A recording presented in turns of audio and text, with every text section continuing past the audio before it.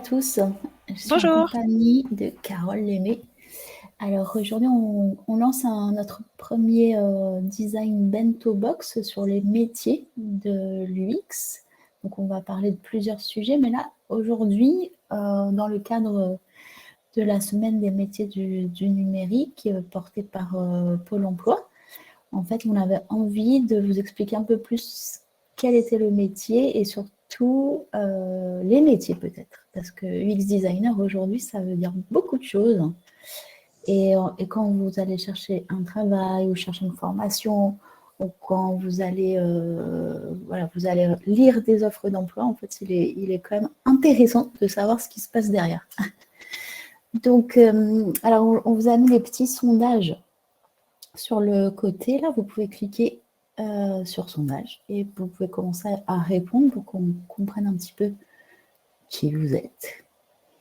Et ensuite, et même aller très vite, je pense que Carole va pouvoir commencer sa présentation et puis rebondir sur vos échanges, sur vos données. Enfin, ce que vous nous apportez comme nourriture de 13 heures. Et bon appétit. Yes, je regarde un petit peu les réponses là, au sondage.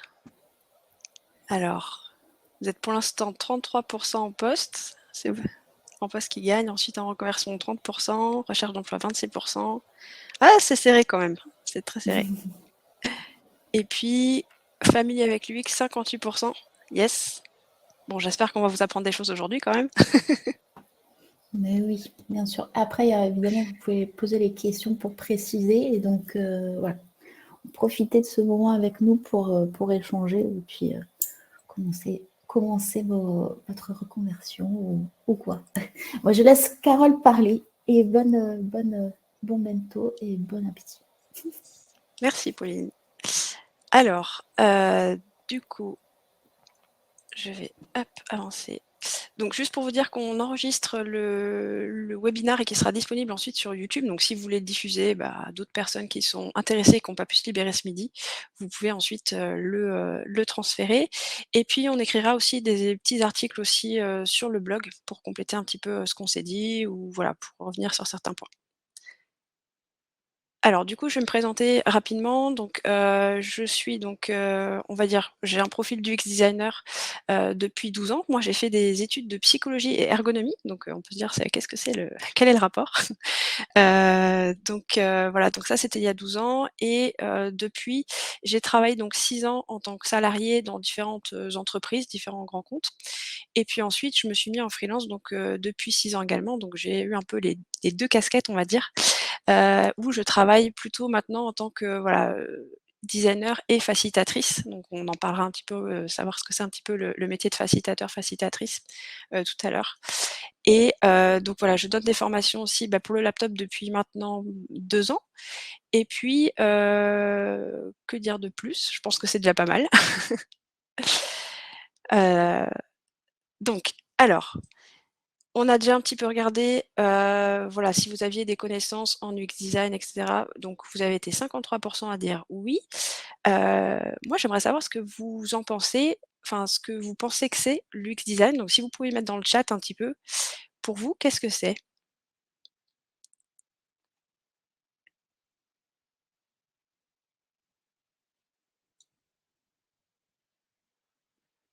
Il y a encore tout le monde qui est en train de dire bonjour. Expérience utilisateur, faciliter la vie de l'utilisateur, design d'application. OK, il y a pas mal de design. Ah, ça va vite, ça va vite. Conception orientée humain. J'essaie de choper des mots prototypage, ça va super vite. Heu, rendre une appli facile d'utilisation, analyser les comportements. OK, testing. Ah, il y a plein de choses, assez différentes, c'est assez Ouais, intéressant. c'est cool, mais en même temps, c'est un peu le sujet, quoi. Un peu Yes. beaucoup de choses. Ok. OK, très intéressant. Très bien. Bon, on va regarder un petit peu ça ensemble. Hop là. Donc, voici un petit peu le programme, qu'on a prévu aujourd'hui.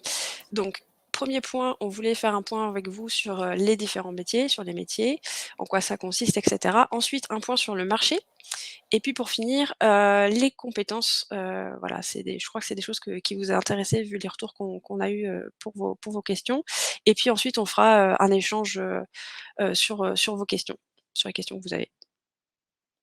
Alors, on commence par les métiers. Donc, c'est un métier qui est, voilà, très en vogue en ce moment. Je pense que vous avez vu qu'il y a pas mal de demandes autour de ce métier, voilà, enfin, on va dire, qui commence à être connu depuis, je dirais, à peu près, ouais, je pense qu'on en entend beaucoup parler depuis peut-être 5 ans, quelque chose comme ça. Donc, ça, c'est bien, c'est une bonne nouvelle parce qu'avant ça, on se bataillait un petit peu pour se montrer. Donc ça, c'est une très bonne nouvelle. Mais du coup, c'est vrai qu'on sait plus trop où donner de la tête parce qu'il y en a un petit peu de partout, à toutes les sauces. On sait plus, comment, voilà, voilà, faire le tri entre toutes les informations qu'on peut avoir. Donc c'est pour ça aussi qu'on faisait ce webinar. Donc c'est donc un métier qui, est donc évolutif. Donc pourquoi? Parce qu'en fait, on a vu que ce métier-là et même, les métiers qu'il y avait avant qui étaient liés, avec tout ce qui était UX design, ont beaucoup évolué. Surtout, je pense aussi que c'est dû à la complexité technique. C'est-à-dire que maintenant, quand on voit un site web, c'est de plus en plus compliqué. On a différentes briques qui viennent se rajouter, comme par exemple, le référencement naturel, comme, aussi, la façon dont on va écrire sur le site, les graphismes aussi qui sont beaucoup plus poussés qu'avant parce qu'on a beaucoup plus de possibilités aussi. Tout ce qui est par exemple aussi, responsive, voilà. Il y a plein de briques, plein de choses, plein de nouveautés qui se sont rajoutées de plus en plus au fil des années. Donc, là je vous ai pris l'exemple de Airbnb. Voilà, ça c'était à leur début. On voit que ça a quand même pas mal évolué. Donc la page, je pense que l'expérience utilisateur s'est simplifiée et cetera, mais on a de plus en plus de fonctionnalités, plus en plus de métiers qui travaillent dessus et cetera. Donc on passe de profils qui étaient plutôt généralistes comme, par exemple à l'époque des webmasters ou des personnes comme ça, à des profils qui sont de plus en plus spécialisés et on va voir même que l'UX, on a des hyper spécialisations. Alors, voilà, donc au départ, donc on avait des métiers, qui étaient plutôt généralistes et on parlait pas forcément d'UX design, en tout cas en France. Il y avait des personnes comme moi qui étaient issues de l'ergonomie, d'autres qui étaient issues du marketing, d'autres qui étaient issues du design et cetera et toutes ces, on va dire, ces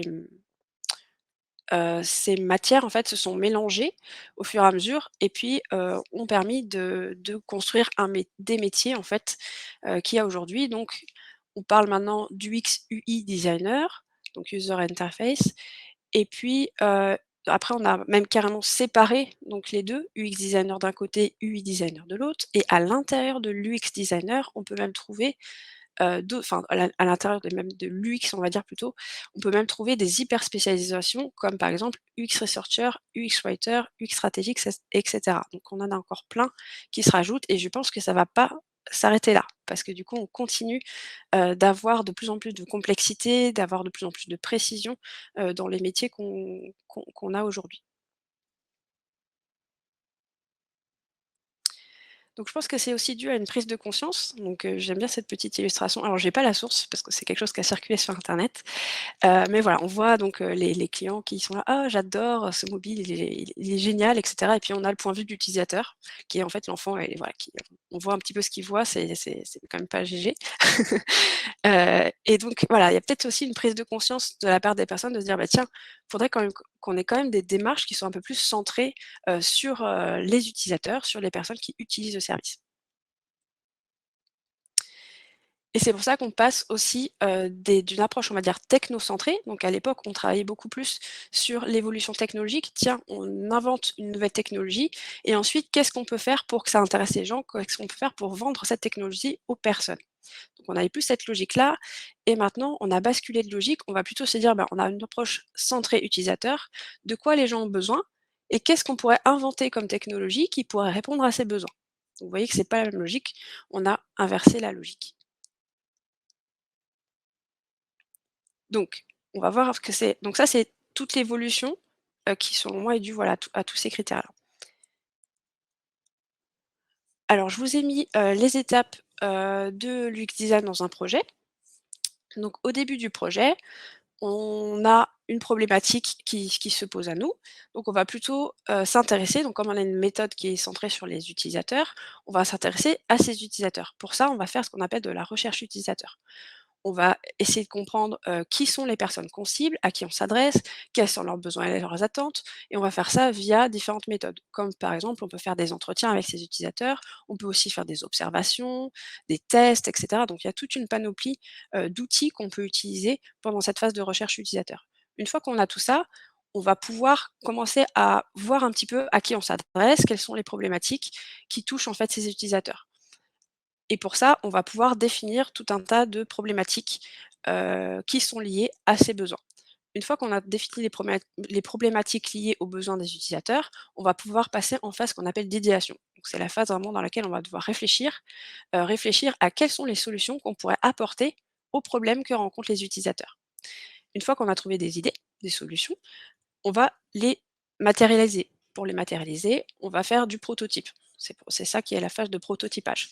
Donc voilà, choisir une solution, prototyper et l'idée c'est que on va associer, souvent cette méthode à d'autres méthodes comme par exemple peut-être que vous avez entendu parler d'agilité ou des choses comme ça, qui permettent aussi d'avoir, des méthodes qui sont plutôt itératives, c'est-à-dire qu'on va d'abord prototyper des choses à moindre coût, donc c'est-à-dire dans quelque chose de facile à casser, à revoir, à itérer, enfin à pouvoir améliorer en fait. Et ensuite, on va pouvoir tester ce prototype-là avec des vrais utilisateurs, donc avec les personnes qui sont dans la cible. Et puis, ça va nous donner des retours. On va se dire, bah tiens, sur ce prototype-là, il y a ça qui va bien, ça qui ne va pas, etc. Comment est-ce qu'on peut faire pour l'améliorer? Et ensuite, on l'améliore, et ainsi de suite. Je ne sais pas si vous avez remarqué, mais souvent, nos applications mobiles, on a des mises à jour toutes les 2 semaines maintenant. Et en fait, c'est typiquement ça. C'est que du coup, il y a des tests, il y a des choses qui sont réalisées, et il y a des mises à jour constamment, justement pour améliorer en fait l'expérience, les problèmes techniques, ainsi de suite. Et donc ça, c'est les différentes phases. Après, vous pouvez aussi trouver un autre découpage. Moi, je trouve que ce découpage-là est assez intéressant. Il fait aussi référence, peut-être que si vous vous y connaissez un petit peu en design, peut-être que ça vous fait penser aussi au design thinking. Donc ça rejoint un petit peu les mêmes méthodes. Et tout au long de ce process-là, on va avoir tout ce qui va être stratégie de produit d'un point de vue business. Donc c'est-à-dire que, OK, on a une approche qui est centrée sur les utilisateurs, mais si on ne s'intéresse à aucun moment au business, bah, en fait, on va créer quelque chose pour les utilisateurs, mais imaginez s'il faut ça coûte, 10 000 000 $, on n'a pas l'argent pour le faire, on n'a pas de gain pour l'entreprise et cetera. Donc il faut aussi penser d'un point de vue business. En fait, l'idée, c'est de pouvoir allier, en fait, les besoins des utilisateurs et les besoins business et trouver un compromis entre les 2 pour arriver à produire quelque chose qui est, gagnant-gagnant en fait des 2 côtés.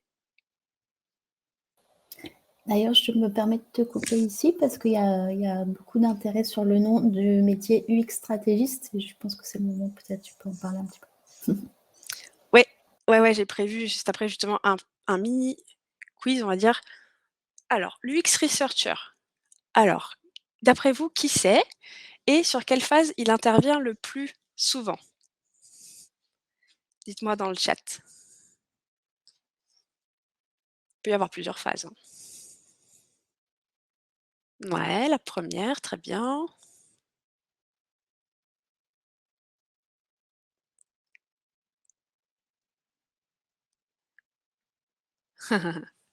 Yes. Alors c'est intéressant que vous disiez début, fin et cetera. C'est vrai que c'est pas forcément là, je montre sous forme linéaire parce que c'est plus facile à comprendre, mais il faut savoir que vous vous rappelez, c'est une démarche qui est itérative. Mais effectivement, je pense que quand vous dites début et fin, c'est pour me dire qu'en fait, c'est plutôt recherche utilisateur et test, effectivement. Donc il va plutôt intervenir ça ne veut pas dire qu'il ne va pas intervenir sur les autres phases, bien sûr, mais là où il va être le plus impliqué, ça va être sur ces 2 phases-là. Donc pour la recherche utilisateur, effectivement, comme on l'a dit, avec donc entretien, observation et cetera. Et puis sur la phase de test aussi, parce que c'est à ce moment-là qu'on va pouvoir tester le prototype. Donc en fait, l'utilisateur va être face au prototype, ça peut être par exemple un prototype de site web. On va le mettre devant un site web et on va lui demander de faire un certain nombre de tâches. Est-ce que vous pourriez acheter des tomates sur ce site? Tac, la personne va faire et ensuite l'UX researcher va pouvoir analyser, voir les comportements, voir ce qu'il arrive ou pas à faire, quelles sont les difficultés rencontrées, ainsi de suite. OK, super. Alors, justement, Pauline, UX stratégiste, d'après vous, où est-ce qu'il intervient?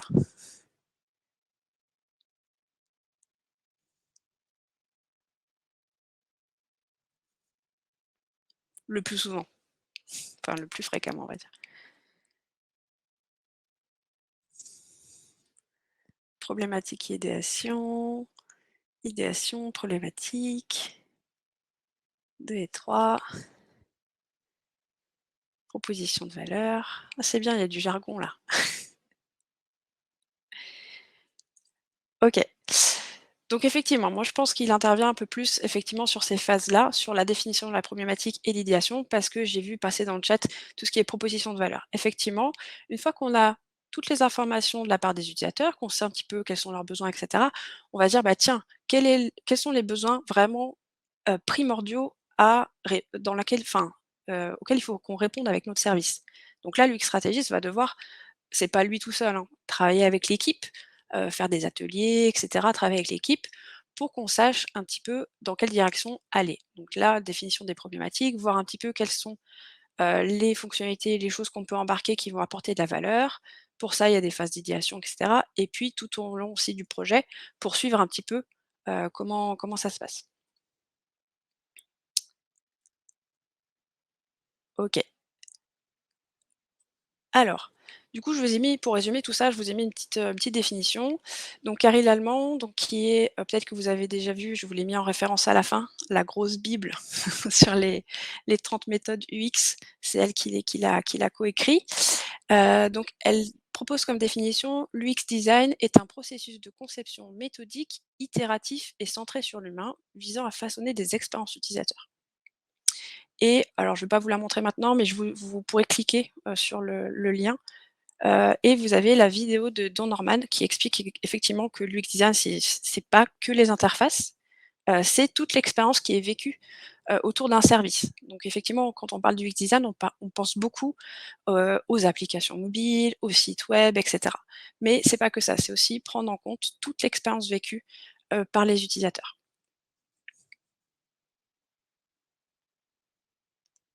Alors je regarde quelle heure il est. Ouais, c'est bon. Alors le marché.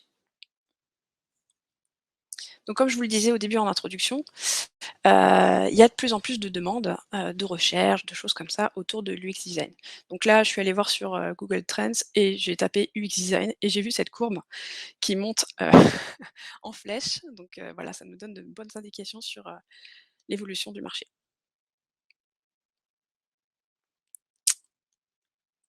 Alors les entreprises, donc ça, ces slides-là sont issus, bah, d'une présentation qu'avait fait Pauline, donc je vous ai mis aussi en slide de fin, des présentations, des webinaires qui sont encore accessibles, que vous pourrez aller voir ensuite si vous voulez creuser certains points. Donc là effectivement, c'est issu donc d'une enquête, un designer interactif et Hackant, qui a été faite en 2021 sur justement, bah, tout ce qui tourne autour du design et cetera, voir un petit peu comment ça se passe dans les entreprises, les salaires et ainsi de suite et là, en fait, on voit que, le design, en fait, est de mieux en plus, perçu et intégré, en fait, dans les entreprises. Donc ça, c'est une bonne nouvelle. Donc je pense que c'est pas pour rien si on a une courbe, comme ça, en fait, hein. Donc on voit quand même 41 bien valorisés. Et 21 fortement valorisés, donc c'est quand même pas mal. Pas valorisés du tout, on a 0,7 donc c'est bien. Après on peut se dire que c'est quand même des personnes qui travaillent dans des entreprises où il y a des designers, donc déjà ça nous donne un bon point d'indication sur ces entreprises-là, pour voir qu'en fait ces entreprises elles sont quand même un peu mûres on va dire, parce qu'elles ont quand même embauché des designers dans les entreprises. Hop. Alors après, Pauline, tu avais fait une comparaison, des 2 années, que je trouve très intéressante. Donc les compétences et noms de poste se précisent. Donc effectivement, en 2019, on avait, 47 de autres. Donc on voyait que UX designer, c'était seulement 13 pardon. Après, on avait DA digital, UX UI et cetera. Donc on avait quand même des termes un peu techniques, mais on avait beaucoup de choses qui étaient un peu floues. Et là, on passe, enfin product designer, donc 22 design UX UI 19 et cetera. Donc on voit que les noms des postes se précisent. Après je veux pas vous spoiler la la fin de la présentation, mais on parlera aussi des noms de postes, comme quoi, bah, il y a beaucoup de flou, il y a beaucoup de de choses qui sont pas forcément, assez précises pour les personnes qui recrutent. Des fois, si c'est des personnes qui sont, RH et cetera, qui savent pas trop la différence entre les différents postes et les différents intitulés, on peut avoir des descriptions qui sont assez similaires en fonction des noms de postes. Donc ça, c'est aussi, quelque chose auquel je vous en parlerai tout à l'heure. Et puis bonne nouvelle, les effectifs, des équipes augmentent. Donc voilà, on voit que, il y a quand même, près de 50 des entreprises, en tout cas qui sont dans cette étude, qui a recruté et qui, a développé en fait le service design. Et puis, on voit que voilà, dans l'entreprise, il y a quand même pas mal de monde, qui tourne, qui gravite aussi autour du design. Donc ça, c'est les bonnes nouvelles. Alors, je vous ai mis une citation, qui paraît un peu longue, mais, je vais quand même vous la lire, je trouve qu'elle est assez intéressante. Donc j'ai inventé l'expression, donc UX design, car je pensais que l'interface donc humaine, human interface, et utilisabilité, donc usability, était trop limitée. Donc ça, c'était à l'époque d'O'Norman quand il a inventé le terme UX design, c'est ce qu'il dit et c'était, dans les années 80. Je voulais couvrir tous les aspects de l'expérience d'une personne avec un système, en considérant le design industriel, le graphisme, l'interface, l'interaction physique et le manuel. Depuis, l'expression s'est diffusée énormément, tellement qu'elle a commencé à perdre son sens. Donc voilà, c'est juste pour vous dire que c'est encore un peu flou tout ça. Il y a beaucoup de UX design, UX machin, et cetera. Donc il y en a un petit peu de partout, donc c'est normal que tout le monde soit perdu parce que je pense qu'on est en train de construire ce métier. Il évolue sans cesse comme je vous l'ai expliqué. Donc je pense que c'est un petit peu normal en fait d'être un petit peu, perdu, dans tous ces termes-là, et cetera. Et ça rejoint un autre concept qui est, peut-être que vous avez entendu parler de la maturité, design ou la maturité UX, des organisations.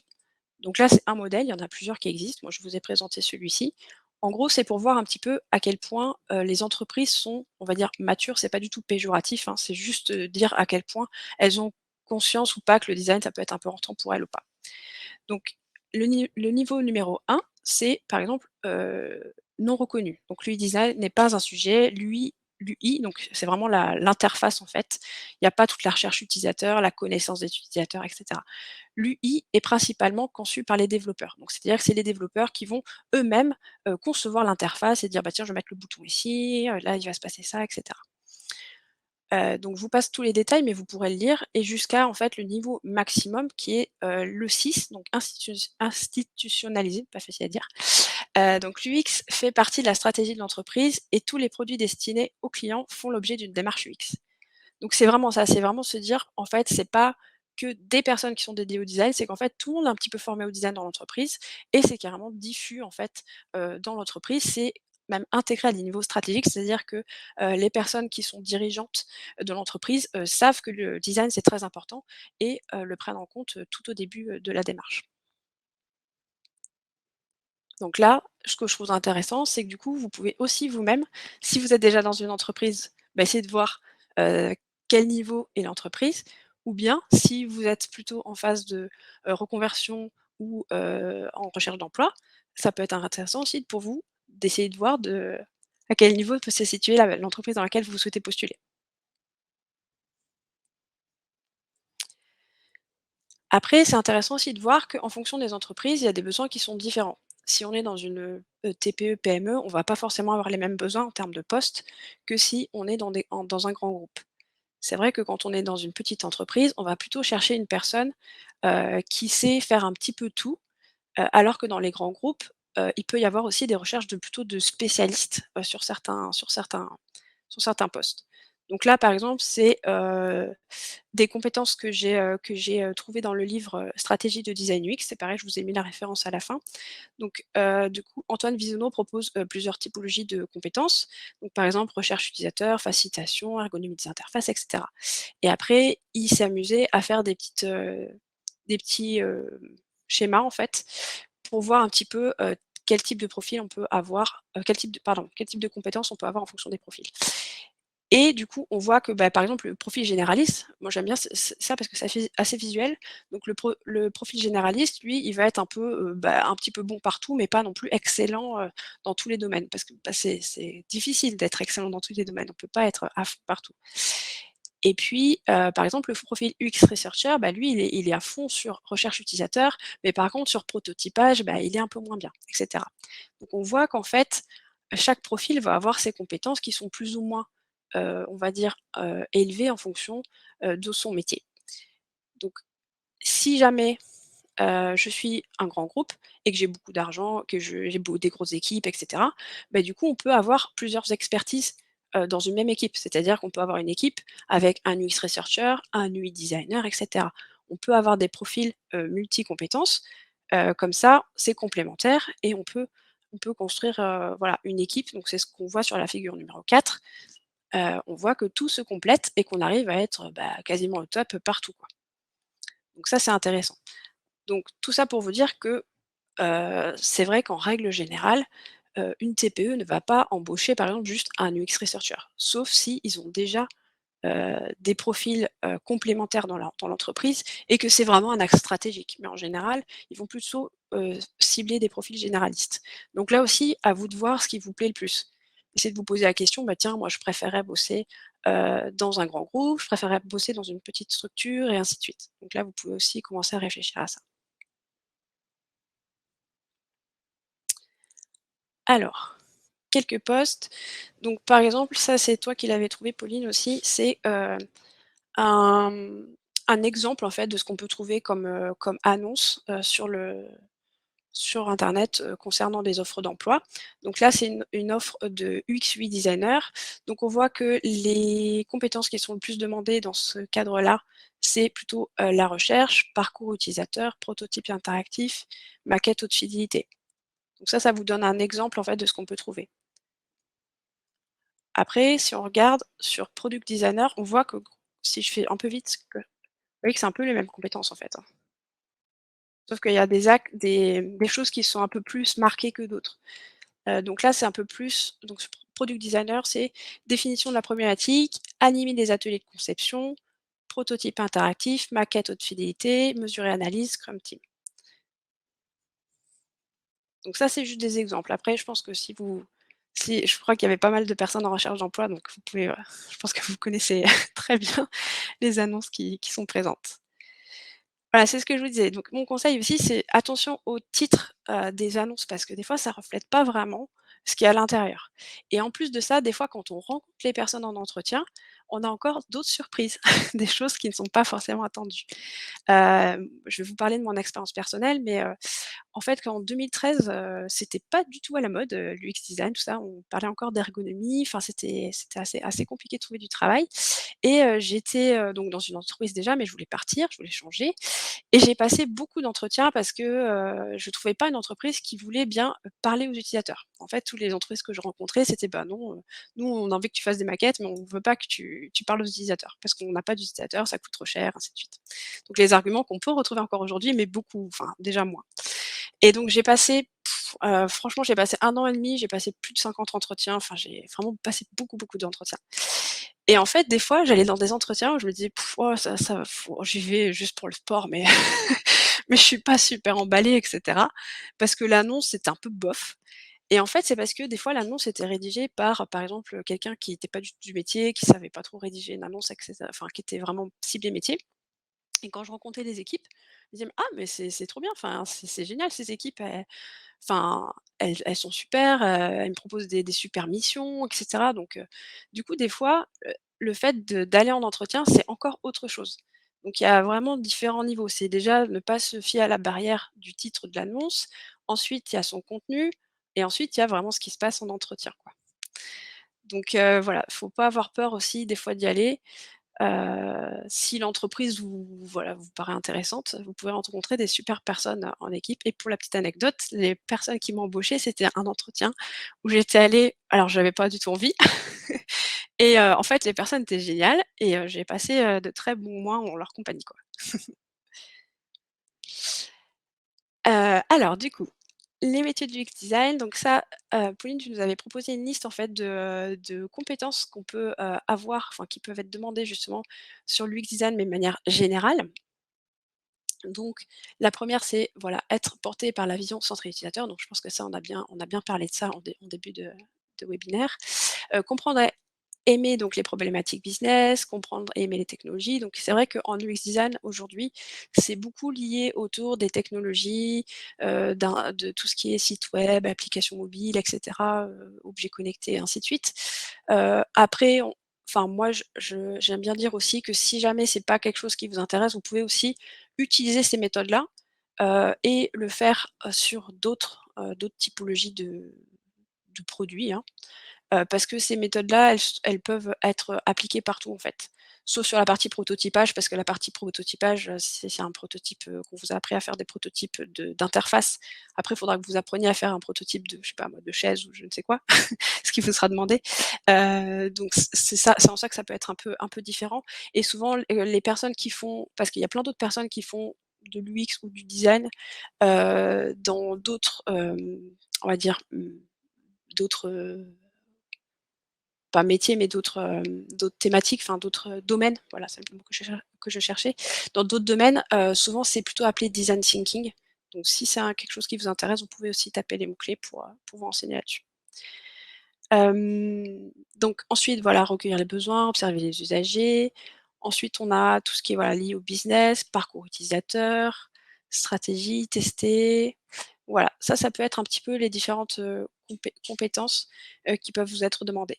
Donc c'est vrai que la liste peut faire très peur parce qu'elle est assez longue et assez spécifique. Donc ça, c'est pareil, j'ai prévu un petit truc aussi, un petit moment sur les compétences pour vous rassurer aussi là-dessus. Alors ensuite, ça, c'est des fiches métiers que tu nous avais proposées aussi, Pauline, donc pour voir un petit peu les nuances qu'il peut y avoir entre les différents types de postes. Donc ça, c'est le poste plutôt service designer qui pour moi est un peu plus généraliste et c'est aussi, un un peu moins centré aussi sur les interfaces encore une fois, un peu plus, orienté sur, l'ensemble, enfin sur la conception d'une expérience dans sa globalité. Donc c'est en ça pour moi que je différencie un petit peu, les 2. Après ça me fait penser à un livre qui s'appelle, This is Service Design Doing où sur la couverture, il y a un petit astérix. Alors je me rappelle plus exactement de la phrase, mais grosso modo ça disait que tu sois, service designer, UX designer, service, enfin designer je sais pas quoi et cetera. Peu importe comment tu t'appelles, ce livre est fait pour toi. Donc je trouve ça assez intéressant aussi, c'est qu'encore une fois les noms de postes sont pas tout à fait, précis par rapport au poste. Parce que des fois, ça peut être un poste qui a un mix entre plusieurs typologies de postes et cetera. Donc aussi à vous de voir en quoi vous pouvez, vous vous vous insérer en fait dans dans ce qui est demandé aussi. Donc voilà, donc là, parcours utilisateur, donc modéliser, c'est vrai qu'aussi il y a tout un pan, stratégique aussi. Parce que du coup, comme il y a une prise de hauteur aussi du service designer, il y a aussi tout le pan, stratégique qui est assez important. Heu et voilà et question éthique, c'est vrai qu'on n'en parle pas assez, mais en tout cas, c'est des choses aussi auxquelles il faut faire attention. Ensuite, interface designer, donc lui, il va être beaucoup plus, sur les interfaces, comme son nom l'indique. Donc là, ça va être plus des compétences, par exemple, sur les règles d'ergonomie, savoir, voilà, ce qui est standard, ce qui est facile d'utilisation ou pas, et cetera. Les choses qui sont plus de l'ordre des interfaces. Et puis normalement donc l'interface designer doit être capable donc de proposer, des prototypes, donc dynamiques, soit basse fidélité, haute fidélité pardon. Donc c'est vraiment maqueter en fait, que ce soit basse fidélité, c'est vraiment faire des maquettes, crayonnées et cetera, jusqu'à haute fidélité clairement, où on voit même pas la différence entre une maquette que la personne a fait et un vrai site web. Donc là, c'est vraiment, savoir faire tout le prototypage parfaitement bien, au pixel près et cetera. Donc voilà, maîtrise des outils de prototypage, les codes visuels, donc il y a tout ça à savoir. Le design system aussi, peut-être que c'est un mot que vous avez entendu parler dont vous avez entendu parler. L'éco-conception et cetera. Donc il y a plein de choses qui peuvent être demandées. Le product owner, donc là, c'est plus dans un cadre, on va dire, agile, donc Scrum, donc c'est-à-dire que c'est la personne qui est garante, en fait, du produit. C'est le propriétaire du produit. Donc c'est la personne qui, doit justement, savoir, quelle est la valeur du produit, quelles sont les fonctionnalités qu'on va, devoir mettre dans ce produit-là pour que ça fasse, écho avec, les besoins des utilisateurs. qui va devoir aussi gérer, bah, les développeurs, savoir quand est-ce qu'on va, embarquer une fonctionnalité ou pas. Est-ce que, prévoir en fait les différents temps, du projet pour, justement avoir, un produit qui se développe de manière logique. Donc voilà, va devoir vraiment diriger. C'est en fait, c'est comme un chef de projet, mais sur de l'agile, grosso modo. Et ensuite, on peut avoir un autre profil encore différent. Donc là, c'est intéressant parce que les 4 profils sont bien différents. Donc c'est facilitateur, facilitatrice. Donc là, c'est une personne qui va plutôt avoir, pour rôle de, faciliter un petit peu, le déroulé du projet. Par exemple, en faisant des ateliers, collaboratifs. Donc, pouvoir, justement, ou bien sur la phase d'idéation, comme on a vu tout à l'heure, ça peut être un atelier justement pour trouver de nouvelles idées. Donc, c'est la personne qui va animer en fait l'atelier, et permettre aux personnes de faire émerger des nouvelles idées, ainsi de suite. Donc ça peut être aussi organiser, un sprint, peut-être que vous en avez entendu parler aussi. Pauline a écrit un livre dessus. Donc voilà, c'est une personne qui va, voilà, vraiment faciliter les échanges, pouvoir, faire avancer le projet, et cetera avec toutes des séances, on va dire, collaboratives. Et pour finir, l'UX writer, donc là, c'est vraiment encore hyper spécialisation encore une fois. Donc c'est une personne qui va, devoir, travailler justement sur les contenus. Là, c'est, sur la base de recherche utilisateur, c'est de dire, bah, quels sont les bons mots-clés à mettre dans les contenus, comment est-ce qu'on va agencer les contenus, et cetera. Donc là, c'est vraiment très axé sur les contenus. Je regarde le timing, je vais avancer un petit peu. Donc juste, ce qu'il faut retenir selon moi, c'est, 3 grands points. Donc tout ça, tous ces métiers, toutes ces méthodes, tout ce qu'on a vu là, il y a 3 choses qui sont importantes à retenir. C'est la première, c'est une méthode qui est centrée sur l'humain, donc c'est pour ça qu'on fait de la recherche utilisateur, qu'on va s'intéresser aux gens que l'on a envie d'adresser, et cetera. C'est une méthode qui est collaborative, donc c'est pour ça qu'on a des métiers type, facilitateur, facilitatrice, et c'est une méthode qui est itérative. Donc c'est pour ça qu'on va plutôt s'appuyer sur des méthodes type agilité, parce qu'on est constamment en train de faire des améliorations, de notre produit. Et pour finir, la grille des salaires, je pense que ça vous intéresse. Donc on voit en fonction des différents profils qui existent, donc product designer, UX, UI, et cetera. Donc ça, c'est des exemples. Donc on voit, junior, confirmé et senior. Bon, il n'y a pas de grosses différences en fait entre les différents profils. Par contre, ouais, c'est vrai qu'on passe de, on va dire 40 K en moyenne, 35-40 à, voilà 55-70, en senior.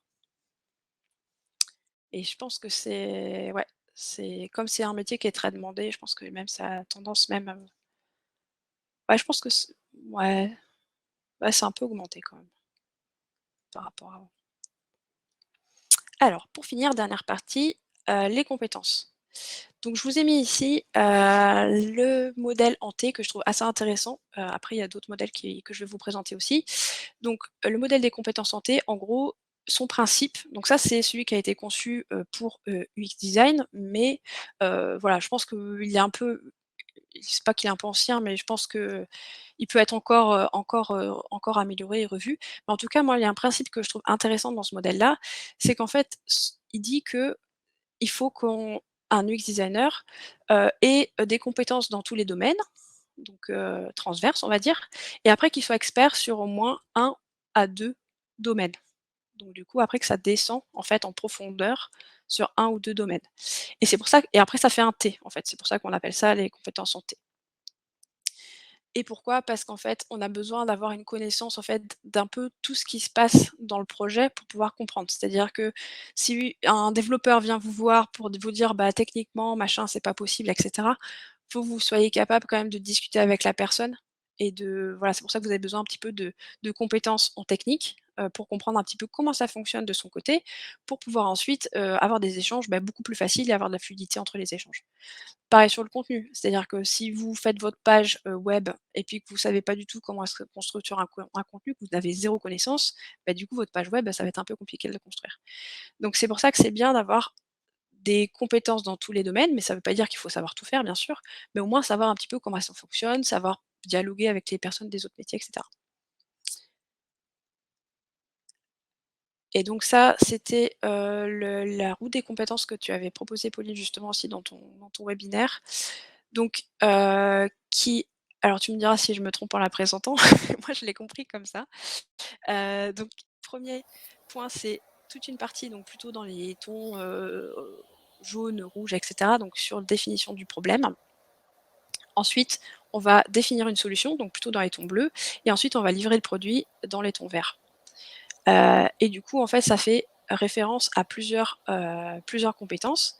Donc par exemple, des compétences sur objectiver la problématique. Donc là, ça va être, ensuite c'est redécoupé, donc réunion kick-off, interview des parties prenantes, ainsi de suite. Et ensuite, ça permet de voilà, de faire le déroulé du projet. Oui, c'est un petit peu ce qu'il y a vraiment en bout, c'est tous les livrables, dans le but d'objectiver la problématique, comprendre les usagers clients, et cetera. Et donc voilà, donc c'est ça. Et après, effectivement, il faut voir les compétences comportementales dont on parle dans le chat, pour voir ce que Yes, vous pouvez déjà savoir. Merci. yes. Mais justement, après là, c'est vraiment sur on dit un petit peu des hard skills, donc c'est vraiment des compétences techniques, on va dire. Et après, il y a une autre slide justement sur les compétences plutôt, soft, donc plutôt, savoir-être en fait. Donc du coup, je voulais vous donner quelques petits conseils, concernant les formations et tout ça et cetera. Déjà, la première question que j'aimerais vous poser, c'est, voilà, vous former, mais pourquoi faire en fait? Bien identifier pourquoi vous voulez vous former parce que souvent, il y a des per enfin, moi, il y a pas mal de personnes qui me contactent parce qu'elles sont en conversion, elles veulent avoir des informations et cetera. Mais en fait, c'est bien aussi de savoir vraiment ce que vous aimez, quels sont vos atouts et cetera, pour pouvoir vous repositionner. Parce que souvent on me dit: «Beh, oui, mais moi, je repars de zéro. Avant j'étais ceci, je faisais cela» et cetera. Donc essayez d'identifier déjà qu'est-ce que vous savez déjà faire? Qu'est-ce que vous voulez faire? Qu'est-ce qui vous plaît? Sur quels sont les axes d'amélioration? Parce qu'il y en a toujours. Est-ce que vous visez plutôt un poste, plutôt généraliste, spécialiste et cetera? Essayez de voir un petit peu dans quelle direction vous souhaitez vous aller, en fait. Et puis, peut-être aussi, est-ce qu'on est obligé de coller aux annonces et au marché? C'est peut-être une question à se poser aussi. Peut-être, est-ce que vous pouvez pas, essayer de réfléchir à un poste qui vous correspondrait et voir s'il y a des choses qui existent sur le marché, plutôt que de se dire: «Bah, tiens, c'est ça qui est sur le marché, moi je veux postuler». Peut-être se dire: «Bah, tiens, j'aimerais, faire ça, ça, ça, ça, ça. Ah beh, tiens, ça ressemble un petit peu à ce type de métier. Est-ce que je pourrais pas trouver une entreprise, dans laquelle je pourrais, apporter ce type de compétences?» Peut-être essayer de réfléchir à ça. Donc voilà, il y a vraiment de la place pour tout le monde. Pareil, on m'a déjà demandé: «Mais est-ce qu'on a le droit de faire de l'UX et de l'UI en même temps?» et cetera. Oui, bien sûr, on peut tout faire parce qu'il y a des demandes pour plein, plein de choses. Donc je pense que vous pouvez vraiment vous insérer dans votre créneau. Ensuite, deuxième conseil selon moi, c'est, bah, bien vous entourer. Donc si vous êtes là, c'est bien. Et du coup, je vous propose donc, 3 réseaux. Donc le réseau FLUPA, c'est l'association francophone, voilà du design UX, on va dire. Donc, il y a des antennes vraiment un peu partout. Il y en a, je crois 15, plus de 15 maintenant. Donc voilà, vous pouvez trouver, il y a des webinaires, enfin il y a des ressources, il y a plein de choses, donc vous pouvez vous appuyer sur cette communauté. Vous avez bien sûr la communauté du laptop, donc voilà avec le Slack et cetera, donc vous pouvez aussi échanger avec, des professionnels. Et puis aussi si toutes les questions d'éthique vous intéressent, vous avez les designers éthiques aussi, qui vous permettent aussi d'avoir des informations sur ces domaines-là. Donc voilà, bien vous entourer, pourquoi pas, contacter des personnes, leur poser des questions et cetera, voilà, pour avoir un peu plus d'informations. Et puis, 3e conseil aussi, c'est, bah, formez-vous tout au long de votre vie. C'est-à-dire que, bah, on va pas juste faire, une petite formation et après on arrête de se former. C'est-à-dire que, bah, on apprend tout au long de notre vie parce que comme je vous l'ai dit, le métier continue d'avancer et de changer tout le temps et cetera. Donc moi, je vous conseille d'être toujours dans la curiosité, toujours dans, voilà, l'apprentissage constant et cetera. Donc construire au fur et à mesure. Donc c'est-à-dire qu'effectivement, au début, vous allez être en mode, apprentissage, apprendre les fondamentaux et cetera, la théorie et puis après vous allez commencer à pratiquer et à la fin vous allez, voilà, tout gérer et savoir, vraiment exactement, comment utiliser telle méthode et cetera et après vous allez enrichir avec d'autres connaissances que vous n'avez pas et cetera. Donc ensuite, je voulais vous présenter, quelques formations, que alors là, c'est des formations que je connais parce que j'étais formatrice dans ces 3 formations-là. Après, il y en a certainement d'autres que peut-être que vous pourrez vous échanger dans le chat aussi si vous le souhaitez. Alors, bah, déjà le laptop, du coup, comme je vous ai dit, ça fait 2 ans moi que je donne des formations au laptop. Donc il y a pour moi, les je vais vous présenter dans la slide d'après les 2 formations qui pour moi répondent en fait, à ce type de poste. Ensuite, vous avez aussi, des formations à l'école des Gobelins. Pareil, donc vous avez aussi des formations courtes, plutôt généralistes et une formation certifiante, voilà, sur plusieurs mois également. Et puis si vous voulez aller dans des études un peu plus longues, vous avez, la formation donc à l'ECV Digital, donc c'est des formations où les personnes sont en alternance, donc là c'est un investissement un peu plus long, mais c'est en fonction de vous, les besoins que vous pouvez avoir. Du coup, pour le laptop, moi, les 2 formations que j'ai identifiées, c'est, une formation plus d'initiation, donc c'est une formation sur 5 jours qui se compose comme ceci, vous avez le détail en dessous et pareil, je vous ai mis les liens à chaque fois, vous pourrez passer votre petite souris, vous avez des liens un petit peu partout. Donc là, c'est le certificat UX design, donc niveau 1. Donc comme j'ai dit, c'est vraiment une formation d'initiation. Donc c'est simplement pour essayer de comprendre un petit peu le déroulé, d'expérimenter des choses, des outils et cetera, pour voir un petit peu, toucher du doigt, vraiment ce que c'est que l'UX design et commencer un petit peu à se former, aux différents outils, aux différentes étapes et ainsi de suite. Vous avez un premier jour sur, bah, le design thinking, cadrage UX et cetera, donc c'est pour comprendre un petit peu la méthodologie dans sa globalité, on va dire. Ensuite, le deuxième jour, c'est sur la recherche utilisateur. Vous voyez, ça reprend un petit peu les étapes qu'on a vues, tout à l'heure. Et puis, voilà, toute une partie aussi sur l'ergonomie, l'éco-conception, le prototypage et tester. Et après, si vous voulez aller plus loin, si vraiment vous êtes en reconversion, je vous conseille plutôt la deuxième formation qui est le parcours de donc product design, qui est tout nouveau, qui a été refondu, tout récemment. Il existait déjà mais pas sous cette forme-là. Donc ça reprend en fait les 5 jours que je vous ai présentés juste avant et après vous avez toute une partie, en fait sur un vrai projet. C'est-à-dire que vous allez devoir, heu, bah, faire un vrai projet de A à Z. Donc ça commence par un design sprint, donc ça c'est cool parce que ça vous permet de voir un petit peu ce que c'est un design sprint et de le vivre, donc ça c'est bien. Et puis ensuite, vous avez donc toute une partie sur design émotionnel avec, psychologie et cetera. Et puis, 5 jours sur, la partie UI, donc vraiment les interfaces. Et puis après, vous avez le programme donc, UX par la pratique, qui est un programme de mentorat, justement sur 11 semaines où vous allez devoir, bah, faire votre projet de A à Z, bah, un petit peu tout seul. C'est-à-dire que vous allez devoir construire, tout un projet et ensuite le présenter à la fin, devant un jury qui dira ou pas si, vous êtes apte à rentrer sur le marché du travail avec ce parcours. Et Carole est mentor depuis le début et du coup, vous n'êtes pas complètement tout seul quand même, vous êtes Oui. accompagné par le mentor qui suit votre évolution, vous conseille et le groupe et puis évidemment aussi le client là qui est une startup très cool et qui est toujours en soutien. Et puis bah, toute la communauté Laptop qui est derrière si vous avez des questions ou si vous cherchez des utilisateurs, etc. Donc, je vais préciser ça. Yes, carrément.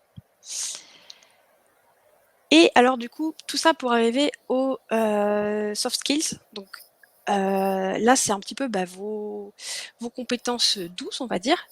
Et je pense que si vous pouvez me dire dans le chat, celles que vous identifiez sur cette roue, et qui sont pour vous, enfin, vos forces ou ce que vous avez déjà acquis, je pense, dans vos autres métiers ou juste, de manière, dans votre vie privée aussi, pourquoi pas. Vous faites peut-être partie d'associations, de d'activités sportives, et cetera. Donc il y a peut-être des choses que vous savez très bien faire.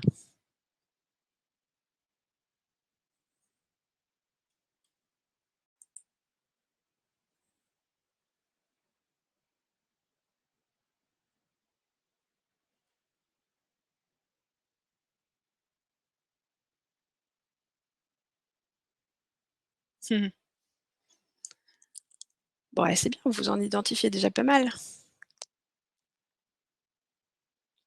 Connaissances techniques, je pense que c'est enfin, tu me dis si je me trompe, Pauline, mais je pense que c'est tout ce qui touche autour des nouvelles techno et cetera. Je pense que c'est des choses qu'on peut apprendre aussi en autodidacte si on a l'habitude d'utiliser les smartphones et tout ça.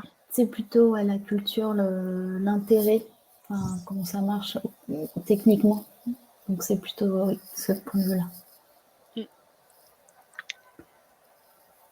Yes.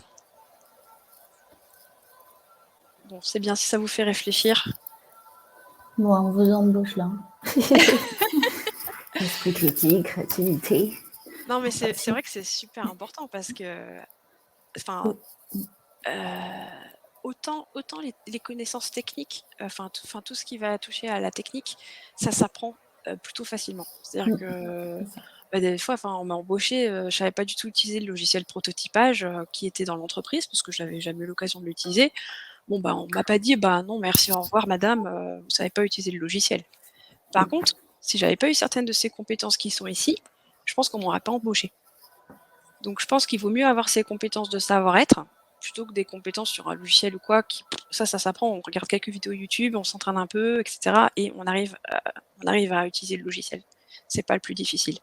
Par contre, voilà, être dans une posture d'empathie, d'humilité et cetera, ça c'est des choses qui sont déjà plus difficiles à acquérir.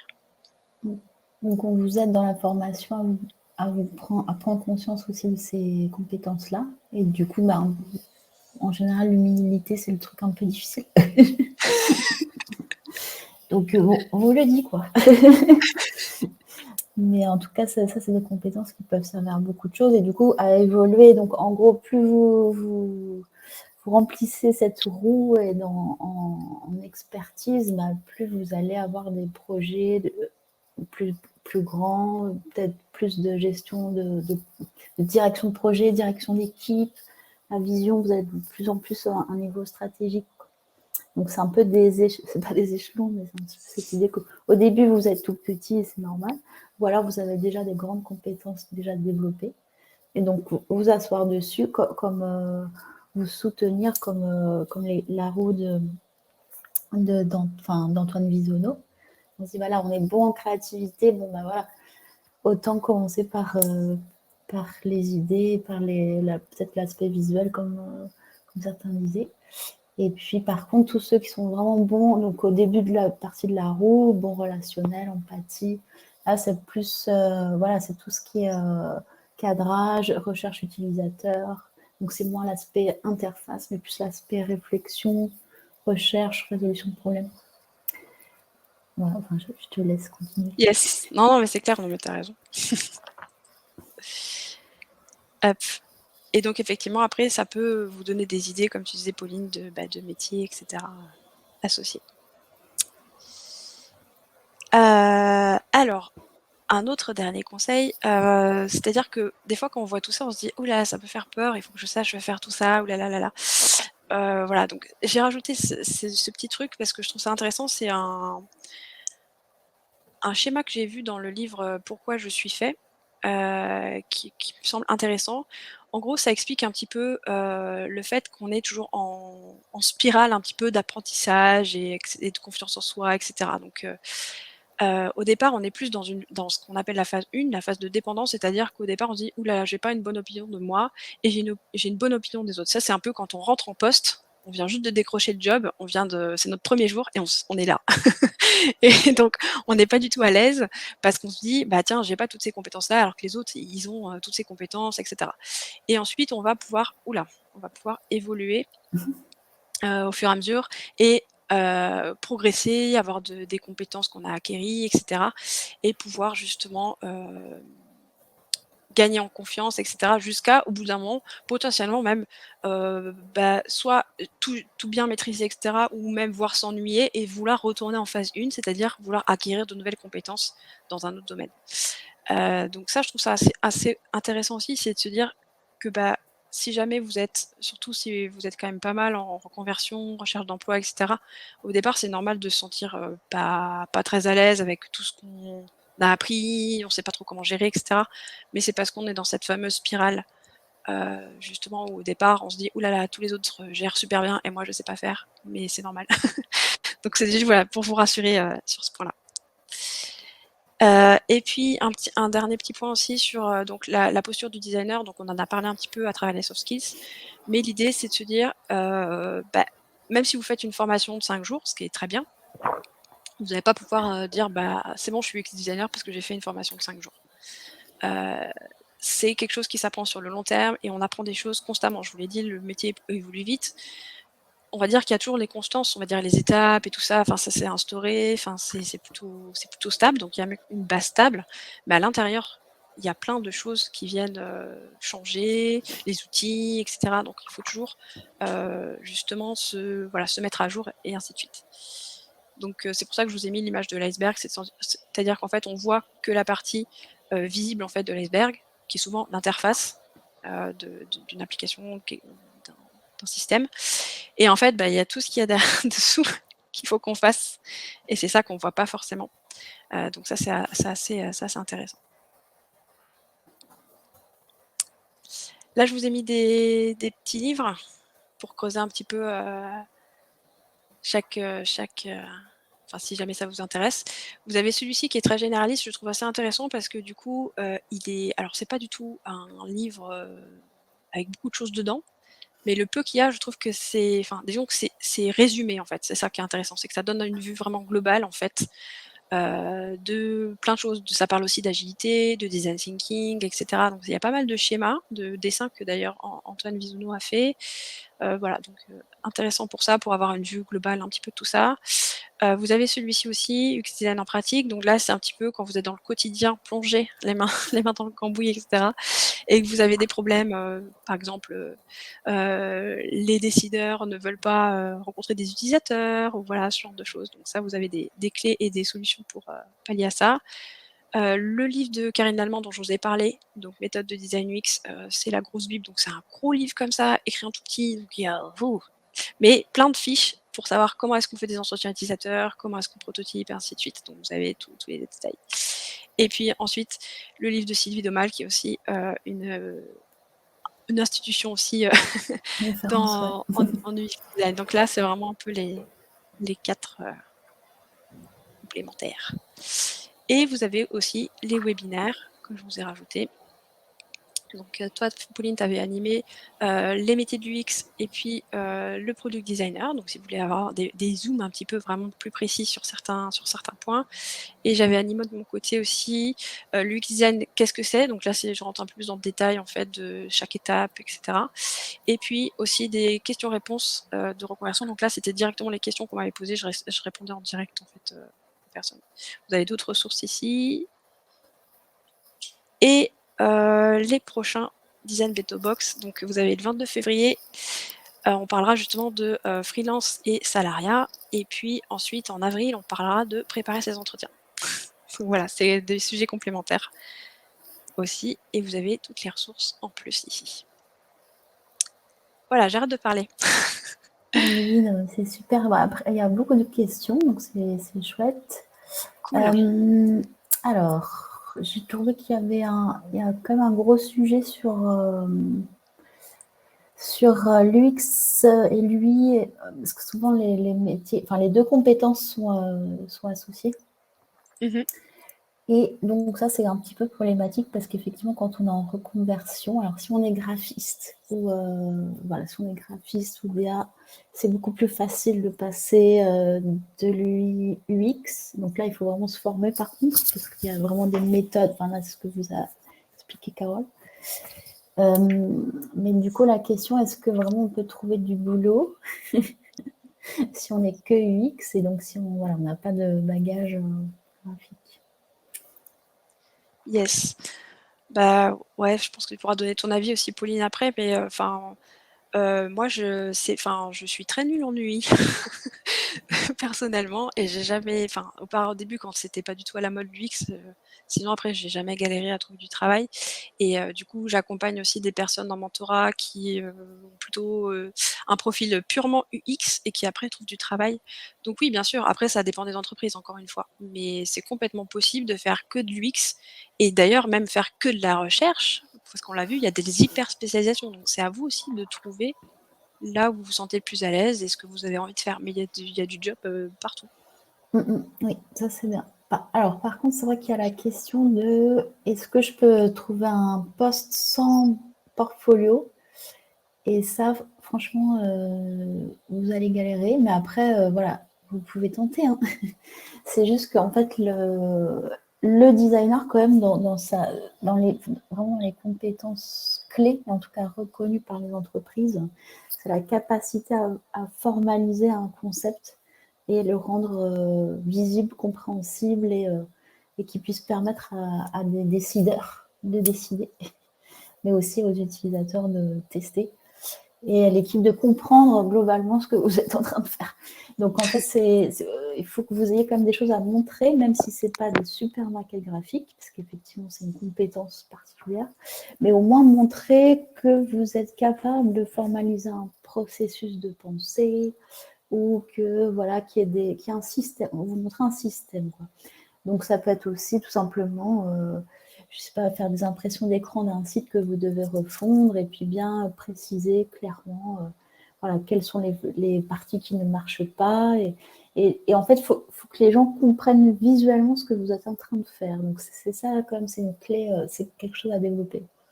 Donc, et puis pour préciser, donc je réponds dans les questions là à l'écrit, mais disons qu'il y a aussi cette idée qu'il faut au moins trois expériences, parce que sinon c'est un petit peu léger, mais ça dépend après où.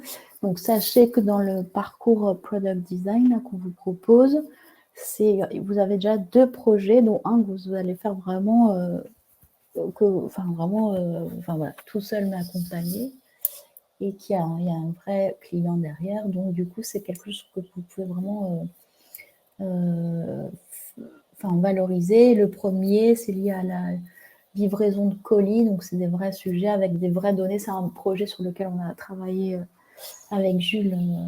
Et donc on vous donne vraiment toute la matière réelle et vous allez la mouliner, vous allez la processer dans tous les modèles qu'on va vous proposer. Donc c'est déjà deux choses. Donc il faut que vous essayiez de trouver un autre sujet, genre un site que vous détestez, genre Airbnb, j'ai vu. Donc voilà, refaites-le, quoi. Je vous mets au défi. Donc voilà, essayez de faire des petits cas d'études pour vous. Et ça sera très apprécié en fait par vos recruteurs parce que déjà vous vous attaquez quand même à des mastodontes, donc c'est pas mal. Ok. Et puis aussi, c'est l'idée que en fait vous allez montrer tout le, comment dire, je m'embrouille avec les petites flèches là. Vous allez, en fait, ça va vous permettre de montrer votre capacité à faire les recherches utilisateurs, faire des recommandations, voilà, synthétiser. Enfin voilà, c'est vraiment toutes ces notions-là. Et puis, en fait, quand vous allez le présenter, vous allez tester auprès de vos copains, par exemple. Et en fait, reprendre les idées, itérer. En fait, c'est tout cette chose-là, à partir d'un problème, qu'est-ce que vous allez mettre en branle pour trouver la solution, la formaliser et tout de suite toujours être en itération et toujours être en comment on peut faire mieux, quoi. Comment on peut faire mieux, comment on peut mieux répondre aux besoins. Et puis, comme les usages changent, le site doit changer, il faut être à l'écoute énormément de ce qui se passe. Faut développer cette culture numérique. Mais voilà, donc il y a quand même ce côté, vous ne pouvez pas arriver comme ça. Parce que le métier est vraiment normé aujourd'hui. Et voilà. Mais je rajouterais pour le portfolio, c'est vrai que même si vous montrez pas des choses d'interface, en fait, ce qui est important, c'est de montrer votre logique et votre méthodologie. En fait, si vous êtes vraiment sur des profils purement UX, moi je mettais l'interface, mais c'était pas forcément moi qui l'avais fait en disant: «Bah, c'est pas moi qui l'ai fait dans mon portfolio» parce que je travaillais en équipe avec d'autres personnes qui le faisaient et par contre je mettais toute la méthodo avec, tout ce que je faisais, avec voilà les entretiens et cetera. Je mettais tout le déroulé en expliquant toutes les actions que j'avais mis en place et cetera et ça, c'est effectivement, c'est le résultat final, heu, qui émane de tout ce qui a été fait avant, en fait. Donc c'est plutôt ça qui va intéresser quand vous avez vraiment un profil pur UX. C'est plutôt la méthodologie proposée. Tout à fait. Alors, il y a beaucoup de questions. Je ne vais pas m'en sortir. Alors, attendez, il faudrait que vous votiez. Yes. Donc Sandy. Comment faire pour arriver à aller jusqu'à l'entretien n'ayant pas de boîte QX, mais ayant une formation pour le moment? Ah ouais, pardon, j'en ai un petit peu répondu. Ouais, il faut qu'en fait, tu prends des projets, des choses que tu trouves super mal faites, et tu te dis, allez, on y va. Et puis, donc là, tu peux prendre les livres dont a parlé Carole, et tu suis la méthodologie. Après, il faut savoir que Open Classroom propose quand même des formations de très bonne qualité gratuites. Par contre, ne vous permet pas de certifier vos compétences, mais en tout cas, vous avez quand même beaucoup d'éléments. S'il y a un problème de coût, et ce qui est normal, donc il y a quand même beaucoup d'infos sur Internet. Donc il faut que vous fassiez des exemples. Après, si tu veux des projets aussi, tu peux aussi, travailler en tant que bénévole aussi, dans des assos qui ont peut-être besoin en fait, de choses en fait, donc ça peut être aussi un bon truc. Alors, est-ce que vous pouvez voter un peu pour les questions qui vous intéressent le plus? Parce qu'il y en a beaucoup, beaucoup. Il y en a auxquelles on a quand même répondu pas mal dans la petite heure, là. Voilà. Donc, le diplôme, pas forcément nécessaire, une fois de plus, mais pareil, aujourd'hui, et tant mieux, hein, on travaille dessus depuis longtemps, mais c'est que voilà, il y a quand même des manières de faire. Il y a des méthodes, les choses sont quand même bien mûries, et donc du coup, c'est quand même mieux de se former. Et alors, après, le diplôme, ça dépend quel âge vous avez. Il y a quand même beaucoup d'écoles, donc Gobelin, super. Donc ECV, tu disais. La Web School aussi fait un petit peu de ça. Donc, il y a des écoles que tu peux, ou l'école multimédia, donc qui proposent de l'alternance. Donc ça, c'est vrai que ça serait l'idéal. Ça serait l'idéal. Mais n'empêche, il faut quand même montrer un petit portfolio pour trouver un boulot en alternance. Donc il y aura quand même toujours ce problème de trouver un poste, quoi. Alors, là, c'est bien. Alors, UX stratégiste, on a répondu. Magali. Ok. Donc, est-ce que vous avez bien capté la différence entre le poste de product designer et le UX UI designer? Ça, c'est comme un peu le sujet de ces 2 dernières années.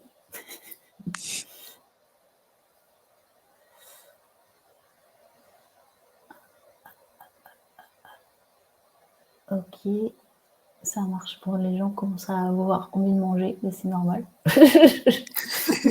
Moi aussi d'ailleurs. Yes, donc en gros, product design, c'est vraiment quand vous travaillez dans une entreprise qui crée un service, un produit, dont il faut suivre justement les itérations, les améliorations.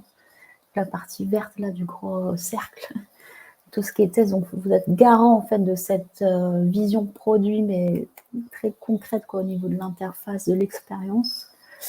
L'UX/UI, donc lui, c'est la même chose, sauf qu'il n'est pas dédié à un produit en particulier. C'est en général dans les boîtes qui sont du coup moins matures, on peut le dire maintenant, qui sont sur plein de sujets, ils font un peu ce qu'ils peuvent, ou alors dans les agences, ils sont vraiment, c'est des gens qui sont pris pour une fonctionnalité, ils vont faire une partie du projet, mais ils n'ont pas de responsabilité en fait dans l'expérience utilisateur. Voilà. Bon, il y a beaucoup de choses à dire, donc on va vous envoyer alors n'hésitez pas. Donc voilà, c'est vrai que je me suis pas présentée au début. Moi, je suis Pauline de Laptop, donc j'ai créé le Laptop. Donc on organise beaucoup de formations et des sessions de questions-réponses. Donc, n'hésitez pas à nous contacter via le formulaire ou via le site que je vous ai envoyé. Et donc, pour répondre à vos questions, et si vous avez besoin, on peut planifier un appel pour qualifier vos besoins et peut-être vous diriger vers une autre formation qu'à Laptop. Comme vous avez vu, on est ouvert on n'est pas dans l'esprit de concurrence. Vraiment, il faut que vous trouviez la bonne formation pour vous. Mais voilà, en tout cas, ce que vous pourrez aussi gagner ici, c'est de suivre, tous les événements que Carole va mener et ça, c'est génial. Elle va vous apprendre plein de trucs et puis après, voilà, c'est rentrer, échanger avec la communauté, le réseau. Donc il y a Flupa aussi qui est très bien. Donc c'est ça qui est important après quand vous voulez vous y mettre. C'est voilà, c'est rencontrer du monde. Voilà. Alors, on est combien là encore? On est 64, hein. Franchement, vous êtes super nombreux, quoi. C'est cool. Bah, pour ceux qui ont des questions à poser, n'hésitez pas, hein. Ouais, ou sinon dites-nous dans le chat aussi ce que vous avez pensé de l'événement, si vous voyez des pistes d'amélioration aussi pour la prochaine fois. Carrément.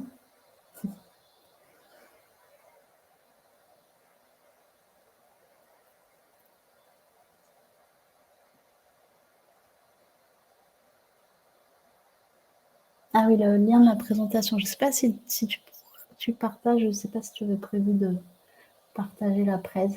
Je pense que ça serait bien, mais sinon on peut mettre les liens dans les articles de blog qu'on va faire. Eh oui, tout à Ça peut fait. être pas mal. Yes. Donc ouais, suivez le Comme ça, on blog. peut faire ça et sous la description de YouTube aussi. Yes.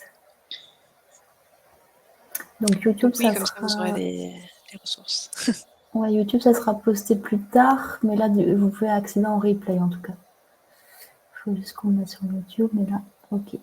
Bon, bah écoutez, on espère vous rencontrer lors d'une formation ou nos événements. Parce que, on va s'y remettre, je crois. Hein, là, c'est nous, là.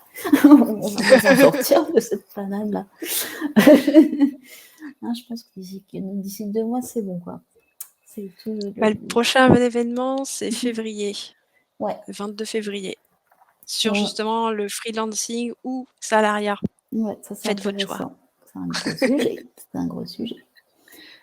Les formations sont, là, elles sont à distance en ce moment, mais elles vont revenir en présentiel. Donc c'est cool. Hein. Et tout ça, ça sera écrit sur le site. Donc restez en contact, hein, parce que les choses bougent vite. Et nous aussi. Donc ouais, même heure, 13h, yes. Et il y aura d'autres événements pour les membres. Donc sur le business design, bientôt. On n'a même pas communiqué dessus encore.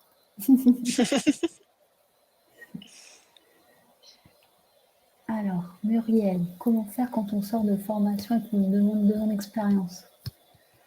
Ah, eh ben, il faut savoir ce qu'on attend par 2 ans d'expérience. Donc là, du coup, il faut que tu valorises d'autres expériences qui pourraient matcher avec ce qui te demande. Je ne sais pas si c'est clair. Alors, Pauline Tranois, si tu veux échanger, donc il faut que tu envoies. Alors.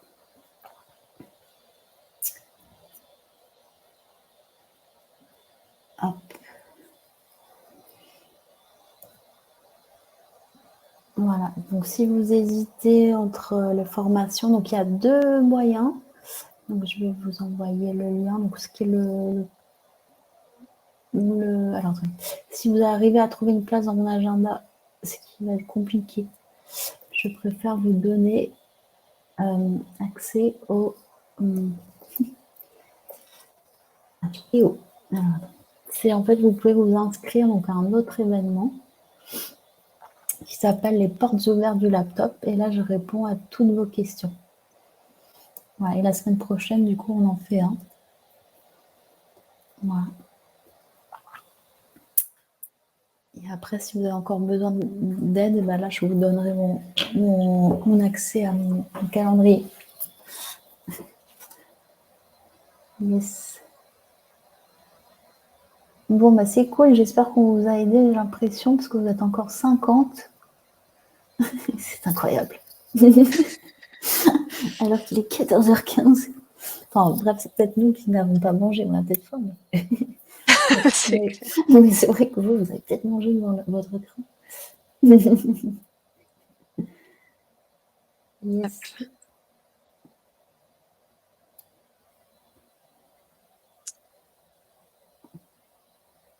Cool. J'ai répondu un peu aux questions sur, le chat.